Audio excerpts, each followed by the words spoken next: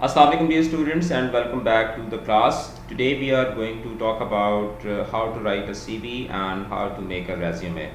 And this is a very important topic because after graduation, after completing your education, you have to apply for different jobs, different professional roles, and for whether you are applying for a job or even if you are sending a business proposal or a research proposal somewhere, you need to showcase your qualifications and your achievements.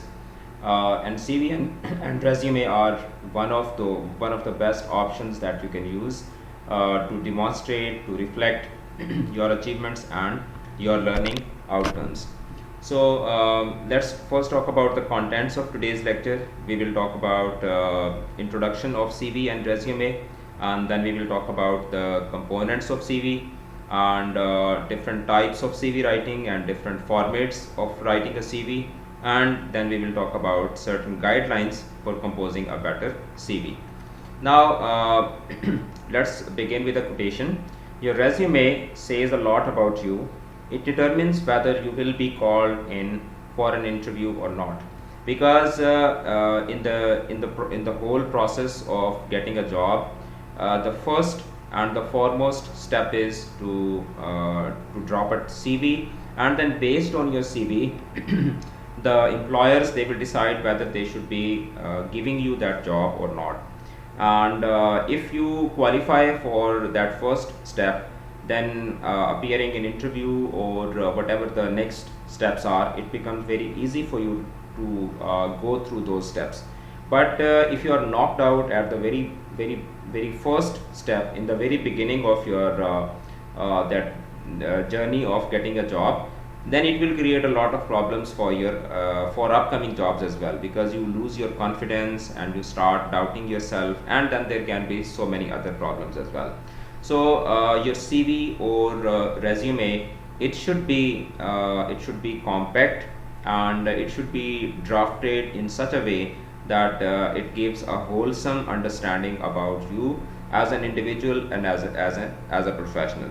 So in today's lecture, we will generally talk about CV and different components, as I told you in the content section, that what are the things that we are going to cover in today's lecture. And after that, I will give you a very comprehensive and detailed lecture about the differences of CV and resume, so that you have a clear understanding that where you need to write a CV and where you need to draft a resume. Now, why CV is important? Because CV will give chance to evaluate yourself, and CVs are mostly used to screen candidates for the interview, and CVs are the first introducer to the interviewer, and it explains your complete background, because you talk about your education, you talk about your interests, your hobbies, and your achievements in the form of certifications, in the form of awards, in the form of your participation in different activities during your schooling or during your college or university days, and it gives a complete reflection of your personality as an individual, as a person, and as a professional. First, let's have a look at a sample CV. As you can see here, that at the top of the page, you need to write your name, and then a phrase or a word that describes you, who you are. It can be a software engineer, it can be a doctor, it can be IT specialist, it can be a programmer, or whatever you want to reflect here. And then you need to mention your email address, your phone number, and your postal address, and then you can mention any of your social media links like GitHub or LinkedIn or Instagram, or if there are some other platforms where you are showcasing your work. It can be even the freelance platforms like Upwork, Guru, etc. So you can reflect that as well. And then in the beginning, you need to mention your work experience, and in work experience you talk about first you mention the name of the company where you were working, and then the designation, and then you talk about the duration, and then in detail you talk about all of the responsibilities or the tasks that you were performing there. And then following the same method, you talk about all of your experiences. It can be 1 or 2 or 3 or 4, whatsoever they are. And then after that you move to the second category, and that is education. And in education there are two formats that are normally used. Sometimes people mention their highest qualification, and then in a descending order they move down up to their matriculation. And in some cases people just mention their highest qualification, and then they do not mention their bachelor's and FSc and FA. Now in this format that is in front of you, there is only highest qualification that is mentioned, and the method or the format is that first you write the name of the institute, and then you write the name of the degree, like Bachelor of Science Information Science, and then you mention the duration of that degree, and then you mention the name of that city from where you got that degree. Because sometimes the colleges or the universities, they have different campuses, and then you need to mention from which campus you obtained that degree. Then you can talk about your skills, and the skills should be relevant to the title that you have mentioned. Like for example, it is a network engineer, so related to network engineering, if you have some skills, so you can mention about that. And then if you have some certifications within that same category, you can mention about that as well. Now let's talk about the components of the CV. First of all, the first component is the contact details. And what you include in the contact details, you include your full name, your home address, your mobile number, and email address, and a photograph if it is required. Now in Pakistan, it is considered a plus point if you are adding your photograph, but if you do not add your photograph, even then your CV is considered complete. So that is totally up to you whether you want to add your photograph with the CV or not. And then you need to mention the profile, and in Pakistani scenario, most of the times it is in the form of objectives as well. A CV profile is a concise statement that highlights your key skills. So for that, you should keep your CV personal statements short and snappy. So the ideal length for the profile or the objectives is 100 words. Which means that within 100 words you have to describe yourself, who you are as a professional. And then you mention your education, and in education you list and date all the previous education, including the professional qualifications. Now there is a difference between education and professional qualification.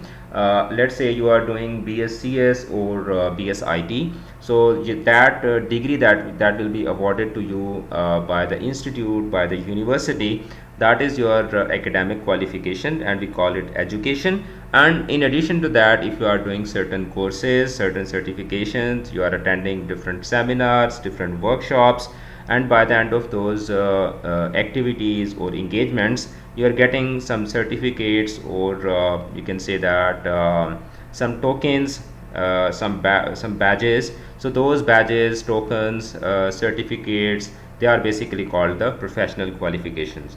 So what you should do is that you should place the most recent qualification first, and then you should move down in a descending order.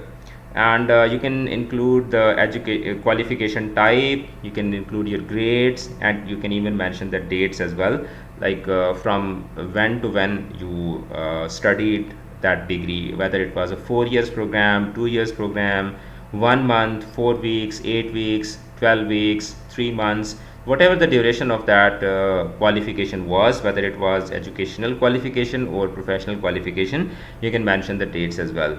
And you can mention the specific modules as only when it is relevant.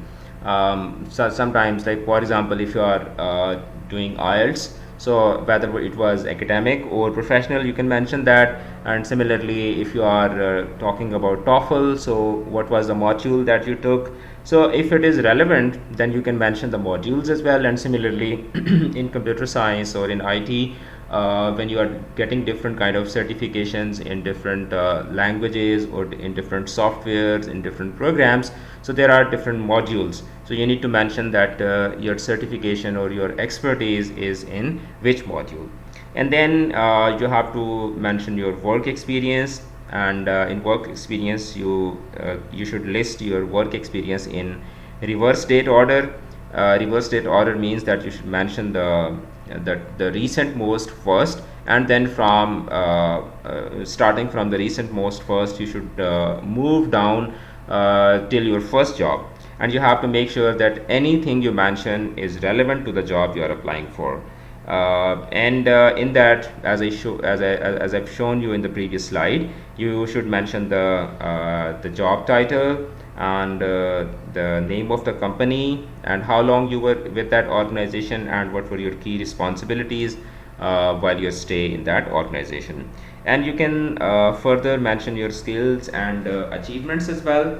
And in skills and achievements, again, you should mention the key skills that are relevant to that job.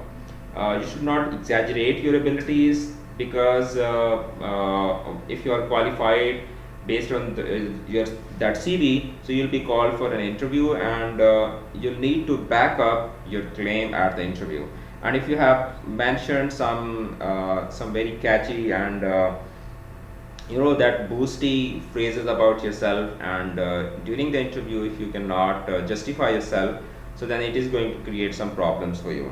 And then you can talk about your interests as well, because the relevant interests, if you are applying for a job and you have interest in some of the relevant fields, so it can provide a more complete picture of who you are, as well as giving you something to talk about at interview. And if you have some references, you can mention that as well, but you don't need to provide the names of the referee at this stage. You can say that references are available upon request, or references will be furnished on demand. But most employers, they would assume this to be the case. If you are stuck for space, you can leave this out, right? So I mean, you should be having some of the references in your pocket, but not for the sake of bribery or misuse of the designations or the authority. Just in that case, like if you are applying for a job and they are concerned about, like, someone should vouch for you, so in that situation you should talk to your teachers, or you should talk to the management of your university, or the people in your previous organization who can vouch for you, who can tell about you, that who you are as a person, who you are as a professional, and all that things. Then let's talk about different types of CV. The first type of the CV is chronological CV. And when we talk about the word chronology means according to the time, according to the calendar, according to the flow of the time, according to the linearity or the linear nature of the time. So it is sometimes known as a traditional or a graduate CV as well. So the simple CV that you make, that is basically a chronological CV. So a chronological CV is used to match your qualifications and work experience with the requirement for the job role. You are applying for a job and you are making a CV, so they'll look at the CV, they'll look at who you are, what kind of personality is emerging out of that CV, and then they'll compare it with the job role that they have to offer you, and then they'll see whether you are compatible, whether you are eligible for that job or not. So it is structured in reverse chronological order, which means that the most recent qualifications and the most recent experiences, they are listed first, and then by listing the most important things first, you move down by mentioning the followed qualifications or the experiences. For example, if you graduated you did your BScs or BSIT in 2023, so you'll mention this first, and then after that you'll mention your FSC, and after that you'll mention your matric. Similarly, if you have been working in different organizations, so the recent most from where you just left or you are still working, you'll mention that job experience first, and then you will move down till your first job. And this graduate CV template makes it easy for the employer to identify the potential candidates. And if you are making chronological CV, you should provide clear details of your qualifications, your work history, your responsibilities, which basically match the criteria which is provided in the job description. And it is very important to, if you are making the chronological CV, so it is very important to include dates, because by dates the employer will come to know if there is any gap in your history. I mean, sometimes it happens that people do a job and then they stay free, or they stay at home for quite a period of time, and then they again resume their jobs. So it all should be reflected in your CV. And the second thing that is important to be included is the qualification and the work experience, and you should match these to the roles you are applying for. And the third thing is that you should mention about your additional skills and knowledge, because it covers the essential criteria for the role that you are applying for. So that is the general, you can say that template for a chronological CV. First you write your name, and then the email address, then the home address, and it can be like your corresponding address, and then you can mention your home address as well. And these are the numbers, these are the phone numbers, the contact numbers for home and for the correspondent. And then you have to give your professional summary like this, and it can be like talented copywriter with 8 years of converting casual browsers into loyal customers, proponent of SEO keyword integration to optimize online click rates, dedicated to broadening companies' customer bases by enhancing public appeal through clever advertising copy. So this means that this guy is expert in copywriting and advertisement. So you should mention your professional summary in 2 to 3 lines, and then you can move towards the work experience. This is one template. This is another template. So when we talk about CV or resume, there is no one mathematical kind of format. You can draft your CV or you can draft your resume the way you like it, but there are certain important components that should be there in your CV, and we are talking about them. So in your work history, again, you have to mention these 3 things: the dates, the name of the your designation, and name of the company. So these are the 3 important things. You can mention the name of the company first and your designation later. So you can follow any arrangement, but these 3 things should be present in your profile while you are profiling your work history. The duration, your designation, and name of the company. And then you can mention all of those responsibilities that you were performing, all of those roles that you performed while you were working with that company at the said designated post. And after that, you can mention now again, you can mention your education first, and you can then move towards the skills, and you can mention your skills first and then move towards your education as well. That is totally fine. There is no harm in that. Even you can mention your certifications first and the skills at the last. So the order can be, you can say that, compromised. You can arrange them the way you feel comfortable, but certain important things should be there in your CV. And then the second type of the CV is the skill-based CV. It is also known as the functional CV. Okay, and the skills-based CV can be used if you have gaps in your employment history. While talking about the chronological CV, I was talking about this, that sometimes there can be a gap in your employment history as well. Now this type of CV template is also useful if you have limited experience, or you are applying for a job that is unrelated to your degree. Sometimes you have a degree, but the job that you are applying for, it does not it does not fall in that category.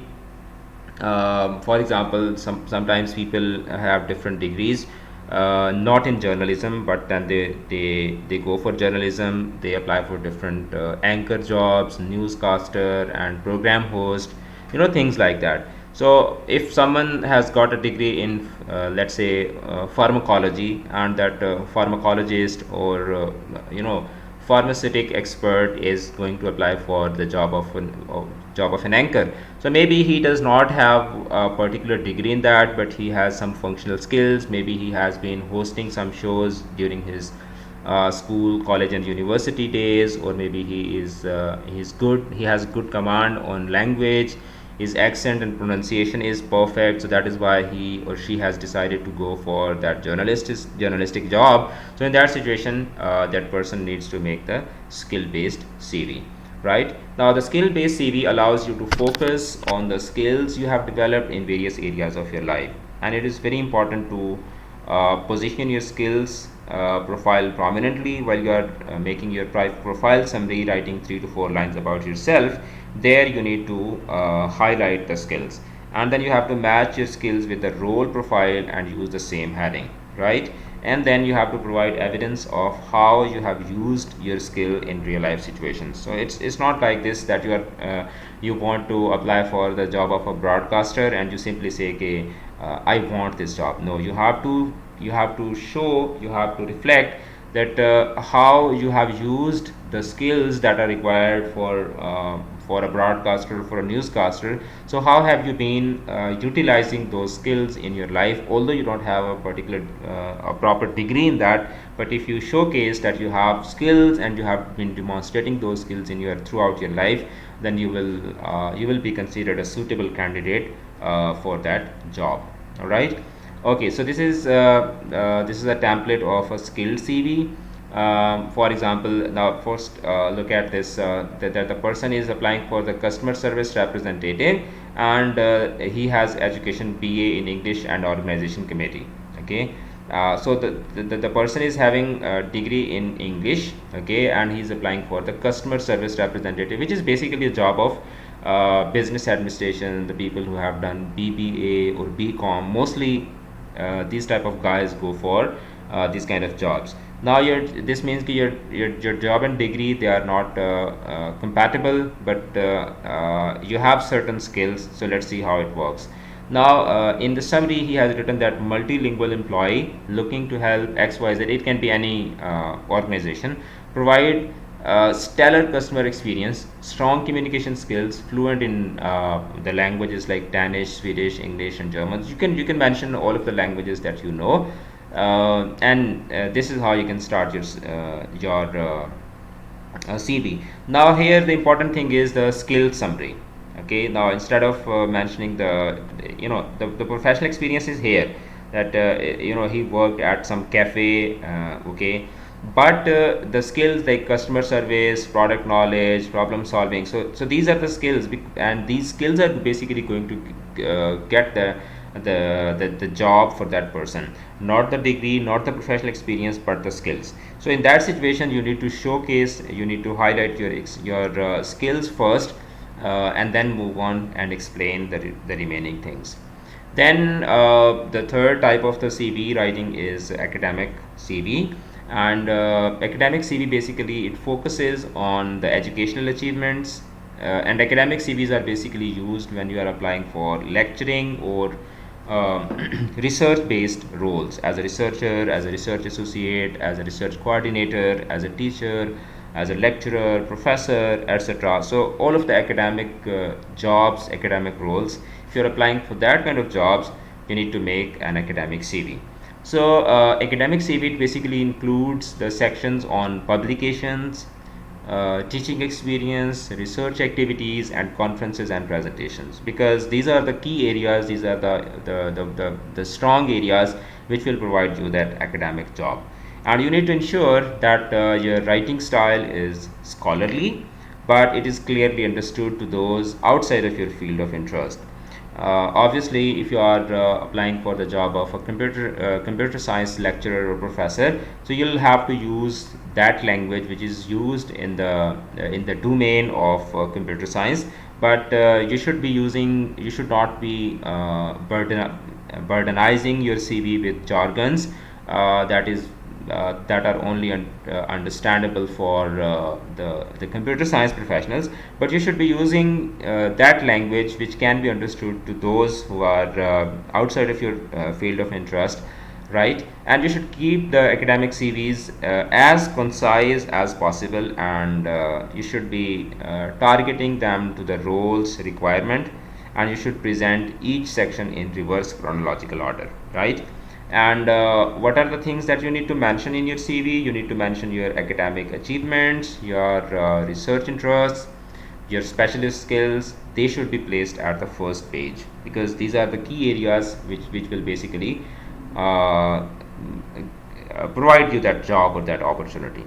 And you can also include details of your specialist skills, your research outcomes. If you have performed some researches, you have done some studies or explorations, so you can talk about the outcomes of that research as well. Let's say if you conducted some projects with some your colleagues or your classmates or your teachers, so you should mention those projects, and then you should tell, okay, what was the outcome of that research, or how people or the society was benefited from your research. And you can mention about your future potential developments as well, and any funding or grants that you have received, and professional memberships that you have gained because of your research activities. So you should mention all of that as well. Now that is a run on sample or template for the academic CV. You need to mention your name, your designation, your date of birth, gender, and the phone number, email address, etc. And then you should also mention the objectives first, and then you should talk about your education following this pattern, your work experience, and your certification. Then you can add on if you have attended some conferences, if you have written some books, so you should mention all of that in your CV. Now then there is the fourth type of CV is school leaver CV. And for school leaver, basically it's when you have just graduated, you just graduated as a freshman, and you are making a CV. So that is basically a school leaver, or we call it the freshman CV as well. Putting together a strong CV when you have just completed your GCSE or A levels, and you don't have any work experience. Now it isn't easy. It's not an easy thing to do. And I've personally speaking, I've seen my students panicking when they are applying for a job. Sir, we don't, and they would come to me most of the times, and they would say, sir, we don't have any experience, we don't have any certifications, we just graduated, we just got our BScs or BSIT degree, so what should we do? So yes, it is very difficult to make a CV without having any any work experience, or any you can say that decorated kind of academic or professional background. But this can be done. It is difficult, but it can be done. Now the good news is that employers, they rarely expect school leavers to have massive amount of work experience. So in that situation, the length of your CV, it doesn't matter. It is basically the quality that counts, right? So you need to remember that the personal profiles, whenever you are making a CV, like mentioning your date of birth and all that stuff, these are optional. And you should do some research to see if the role that you are applying for and the employer requires one. I mean, you shouldn't be applying for the jobs that are totally irrelevant. You should apply for the jobs which are relevant, and which basically match the criteria. And you should not be using empty or generic statements, because the empty statements or the generic statements, they won't they won't contribute, they won't make any difference. And then you should make sure that you highlight sought after skills and attributes from the job advertisement in your CV. And you might not have a lot of experience, but if you can relate the skills and the knowledge you do have to the role, so then you can easily get that job, right? And you should avoid trying to flesh out your CV with irrelevant details. You should not be mentioning a lot of irrelevant details just to make your CV heavy. So this is one typical template, or you can say that a sample for the school leaver certificate, where you can talk about your professional profile, you can talk about the core skills. Now in education it's just maybe metric or FSE or A levels and GCSE, and in professional development, if you have even done a little bit of experience, you can mention that. And if you have been working part-time somewhere, you can mention that as well, and you can give some additional information over the references if you have some, right? And then teaching CV, this is the CV that you particularly make for the teaching jobs. Now the teaching CV, it basically it begins by highlighting the details of your school and teaching experience. Now in that CV, the teaching CV, you highlight the details of your schooling and your teaching experience. Like you highlight two important things, and the first one is your education, you as a student, and then your teaching experience. And this could be a mixture of paid and volunteer positions. I mean, if you have been working as a teacher at some volunteer programs, you can mention that as well. And if they were the paid positions where you were drawing salary, you were getting incentives or different kind of incentives, so you should mention those jobs as well. Now if you are making a teaching CV, so you should include the relevant activities that are related to teaching, such as if you have been some mentor or coach for different sports, some summer camps, or if you have been working with youth groups, so you should mention that as well. And then after that, you should outline your teacher educational achievement, such as your teacher training and any relevant university modules if you have got, so you should mention that as well. And then in your teaching CV, you should list the skills that will be useful in the role, such as IT knowledge, languages, leadership abilities. So you should mention all of these things. And you should mention any interests which are relevant to teaching, such as sporting activities or the musical activities, right? So you should mention all of these things. Just a second.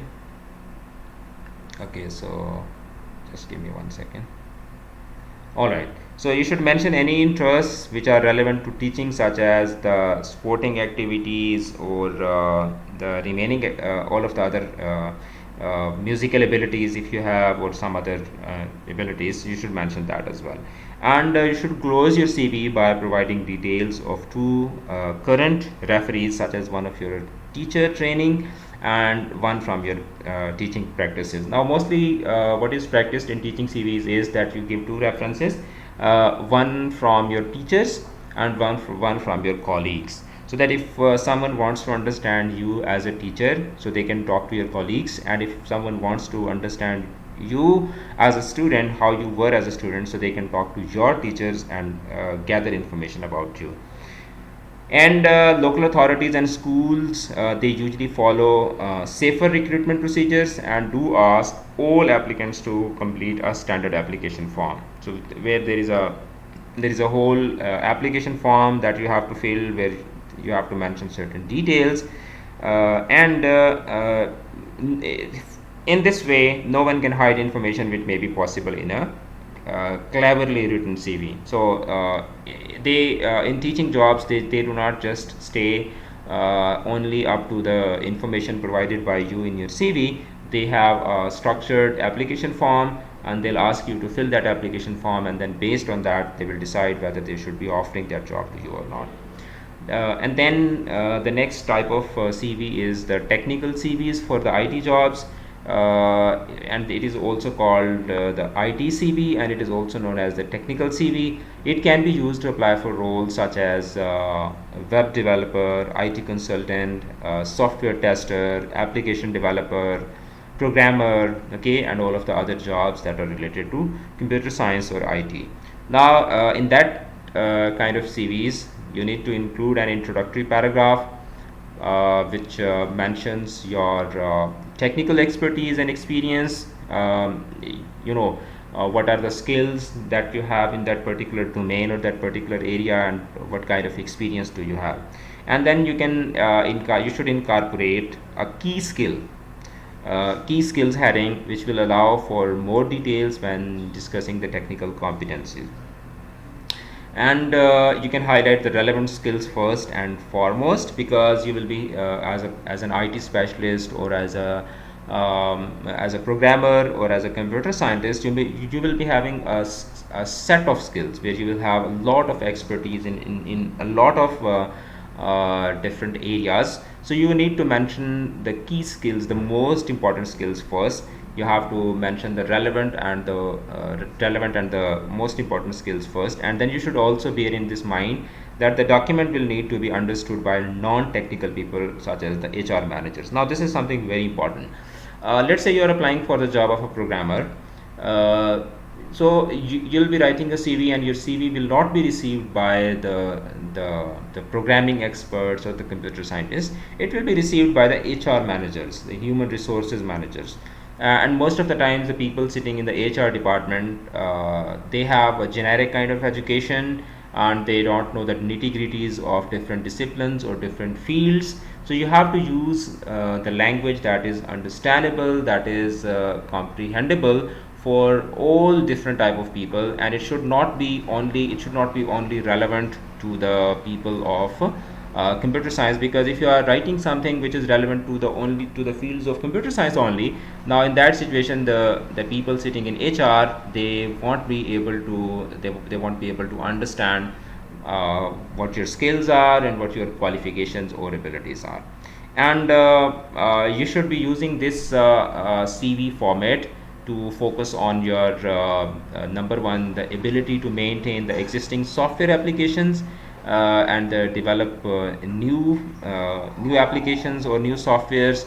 And you should be using this template to reflect or showcase the experience of applying different technical standards, different technical theories, and different techniques in different domains, or different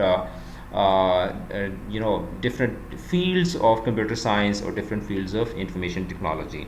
And you should also mention your problem solving capabilities, because in computer science or in information technology, you may have to encounter, or you may have to face multiple type of problems, the problems of different natures, the unanticipated kind of unexpected kind of errors, or that you have to troubleshoot. So you have to mention your skills in a very clear cut way. And then you have to talk about your communication skills as well, because maybe and it is quite possible that at a certain stage in your professional career, you may have to explain all of those things to the newcomers, to the freshmen, or to your subordinates, or even to your bosses. So having a set of good communication skills is always important. It is always necessary for any kind of jobs.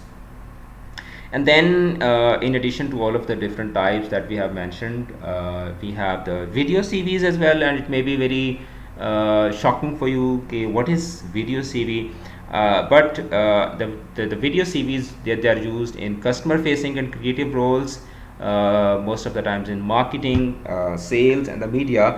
But a good, well thought out video CV can get you noticed by employers in any sector. If you're sending a video CV where you stand in front of the camera and you talk about yourself, you explain who you are. So instead of reflecting who you are on a page, if you are making a video CV, so it can have an add-on effect for you as well. Now let's talk about the most important portion of today's lecture, and that is how to write a good CV. Now whenever you are writing a CV, the most important thing is that you should be using active verbs whenever it is possible. For example, you can include words like created, analyzed, and devised to present yourself as a person who shows initiative. Okay, and then a good CV does not have any spelling or grammatical mistakes. Now keep this in mind, bear this in your mind, that if you have even a slightest grammatical or spelling error in your CV, then it will have a very negative and very bad impact on your overall you can say that position in getting that job. So you can use a spell checker, and you can enlist a second pair of eyes. Second pair of eyes means that you can ask a friend or ask a colleague or ask someone else to look at your CV to check over the document. And you should avoid generic, the overly used phrases such as team player, hardworking, multitasker. So instead of using these kind of words, you should use and you should provide real life examples that basically demonstrate all of these skills. And so you should be making your CV as innovative and as standing out and as different as possible for you. And then you should tailor your CVs as well, and for that you should look at the company's website and the social media accounts. You should look to see if they have recently been mentioned in the local press, and you should use the job advertisement to make sure that your CV is targeted to the role and the employer. And then you should create the right type of CV for your circumstances. You just got to know about different types and different kinds of CV. So you should be creating the right type of CV for your circumstances. You have to decide whether the chronological or skill based or teaching or academic or the video CV is right for you. So you have to first select the format, and then accordingly you have to write down your CV. And you have to make sure that your email address, it sounds professional. Now this is something very important. I've experienced it with my students that they have different funky type of and very non-professional and very childish kind of email addresses. So if your email address is inappropriate, you should create a new account for the professional use, but you should be having a very decent email address. And you should not lie or exaggerate on your CV or job application, because lies won't take you anywhere, because if you will lie or if you will exaggerate in your CV, so you will not only demonstrate dishonesty to a potential employer, but it can create some serious consequences for you as well. And if you are posting your CV online, so please do not include your home address, so that you may not be targeted by the fraudsters, right? And you should always include a cover letter unless the employer states otherwise. I mean, if it is mentioned that the cover letter is not required, so then you can skip that. Otherwise, it is recommended that you should use the cover letter, because it will enable you to personalize your application, and you can draw attention to a particular part of your CV, and disclose a disability or clarify a gap in your work history if there is any. And you should avoid titling the document as curriculum vitae or CV, because it is a waste of space. Instead of that, you can let your name serve as the title. And then the section headings, they are a good way to break up your CV. You should ensure that your headings, they stand out by making them larger and bold. So the headings, they should not be mixed up with the text. So for that, you can use a different font and you can bold them. And you should avoid fonts such as the Comic Sans, because these are kind of funky type of fonts.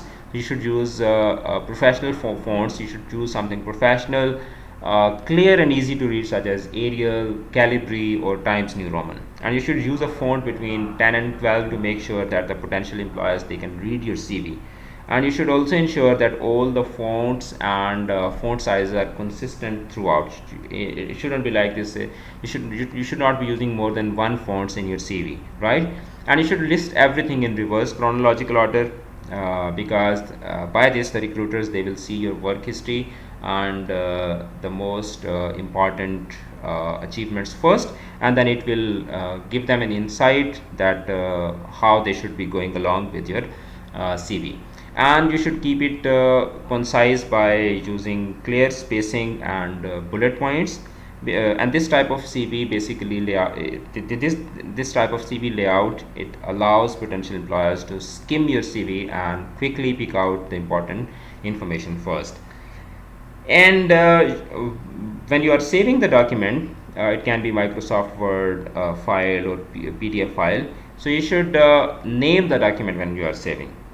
Don't just save as document 1 or something like that. You should make sure that the title of the document is professional and it identifies you, such as Joe Smith CV, Sadia Ali CV, or Ahmad Ali CV, etc.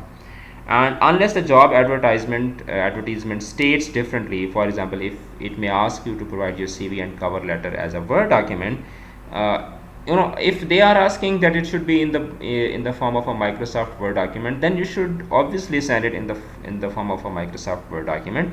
But otherwise, you should save it with a .pdf file extension to make sure that it can be opened and read on any machine, because sometimes when you create a CV on Microsoft Word, you will be doing certain settings and certain arrangements. But if it is opened into another version of MS Word, so all of the alignments, all of the designs, all of the arrangements that you had done in your PC, they may be broken off, and then your CV will not give that organized and that structured layout that you actually had planned for it.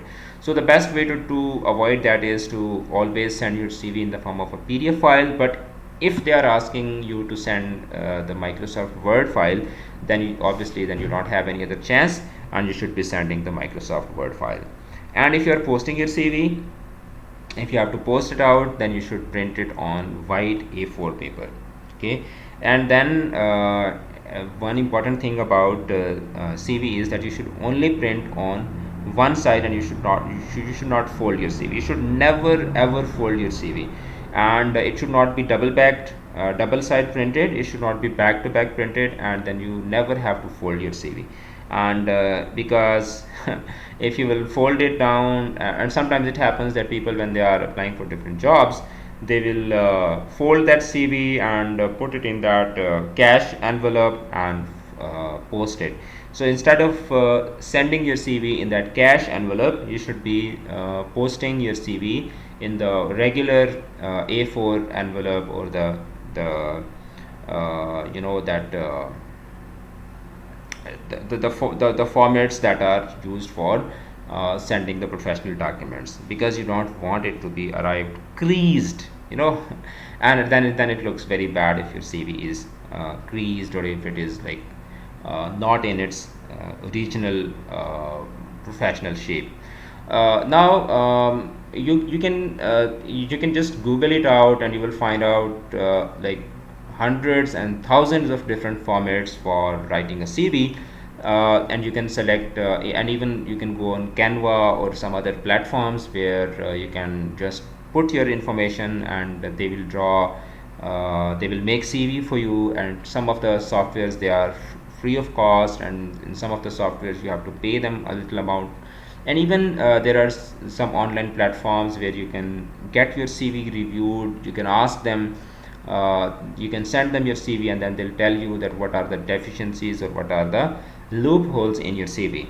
But the most important thing is that whenever you are making a CV, you can use any format, you can use any layout, you can use any design.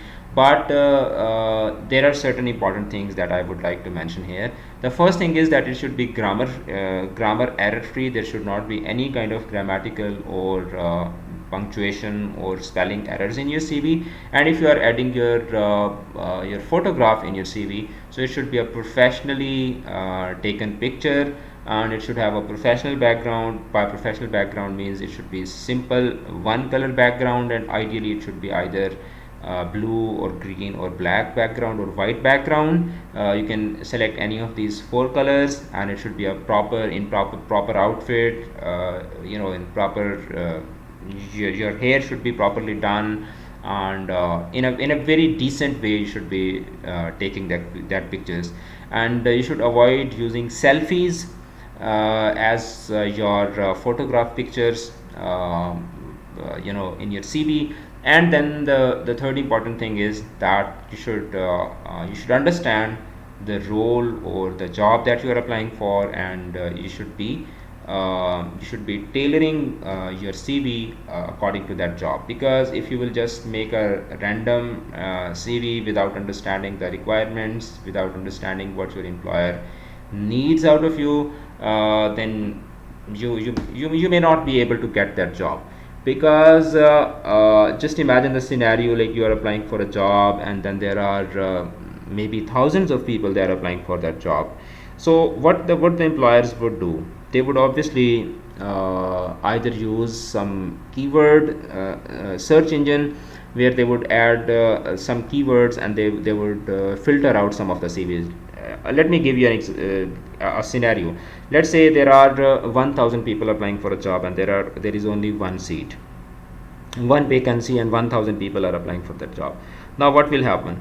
Obviously it is not possible for them to look at the 1000 CVs and then select 5 people or 10 people to shortlist for the interview. What they would do is that they would put all of those CVs in a software or in a corpus engine, and then they would add certain keywords. Let's say if they are looking for a programmer or a Python expert, they would add the word Python. Now if you have not used that word Python in your CV will be filtered out, and the people who had used the word Python in their CV, those CVs will be taken in, and then it will be like maybe 100 CVs or 50 CVs or 80 CVs. Now it will be very easy for the employer to select 10 CVs or 5 or 10 or 12 or 15 CVs out of 100. Instead of selecting from 1000, it will be very easy for them to select some CVs out of 100. Now what I actually want to tell you is that you should always use the keywords that are relevant to your discipline in your CV. And then the second important thing is that the layout, the structure of the CV, it should be self-explanatory. There should not be any loophole. There should not be anything that basically backlashes on you, or that adds negative impacts on your CV. So you should always and then you should not be using some, you can say that, funky colors or non-professional colors in your CV. You should not be making it overly colorful. You have to keep it decent, you have to keep it professional. And whenever we say professional, so professional means simple and decent. So as simple as your CV is, it will be easy for you to get that job. And then you have to keep this in your mind, that whatever the things that you are including in your CV, you should be having some actual data, some actual backing to that as well. You should not mention any degrees or any experiences or any skills or any qualifications that you actually don't have, because it is very easy to lie on the paper, and it is very very difficult to justify that in real life. So you can write anything on your CV, and it won't be difficult for you. You can simply boast about yourself. I know this, I know that, I've done this, I've done that, and it won't be difficult to do that. But once you will be sitting in the interview, they will be looking at your CV, and they will be checking whether you have all those qualifications and all those skills in your personality or not. And God forbid, if you are unable to justify yourself in one area, only one area, so it will add so negatively on you. So the simple thing is to only add those things which you actually have. And then once you are asked any questions, or you are asked to demonstrate anything out of those skills, so you should be able to do that with confidence. You should be able to do that with full expertise. And if you can do that, then obviously this means that you can easily impress the employer. And if you can impress the employer, this means that you can get the job as well. And one last thing that I would like to mention here is that whenever you are applying for the job, just don't look at the advertisement and apply and decide to go for that. You should do some research about the company. You should do some research about that, how much they pay for it, what is their work culture, what kind of management they have, and what are the reviews of the employers about that. And you can do some homework. You can go and check their website. You can go and check the projects that they have delivered. And if you are applying for the job of a teaching job, you should check the results that they have produced in the previous few years. And you can talk to some people who are working there. They can provide you some information. And you can talk to any of your friends or someone in your circle who knows about that company. And after that, you should decide whether you should be going for that job as a job or not. And then whenever you are applying for the job, just don't look only for the money or for the salary they are paying. You should also look for how much chances of professional development you have there, because if you are only getting salary and you're not getting any kind of benefit in terms of your professional development, then I would not recommend you to go for that kind of jobs. Even if you are a seasoned professional, you have been working in that industry for last 20 to 30 years, even then when you are switching the job, in addition to salary is very important, there is no doubt in that, but in addition to salary you should also be looking for that whether you will be having chances of personal and professional grooming there or not. Now, today we talked about CV, and we learned about different formats, different structures, different types of CVs, how to write a CV, what are the do's and don'ts of the CVs.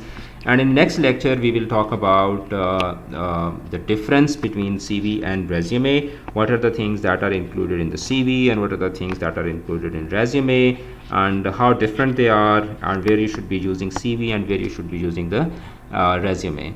And in order to attend that lecture, it is very important that you have attended this lecture, because these two lectures will be connected to each other and interdependent. And in next class, after next class, I'll have a quiz as well, and in that quiz I'll ask you, I'm telling you the question by the way as well. I'll ask you to I'll give you a scenario, and based on that scenario I'll ask you to draft a CV or draft a resume. So you have to keep this in your mind. So if you have any questions, you can leave your questions in the comment box. If you want to express something, or if there is something that you think I have skipped, you can also mention that in the comment box. You can note it down and you can discuss with me in the class as well. So take care of yourself, and thank you for attending this lecture so attentively and so keenly. See you in the next lecture, and see you in the class as well. Allah Hafiz.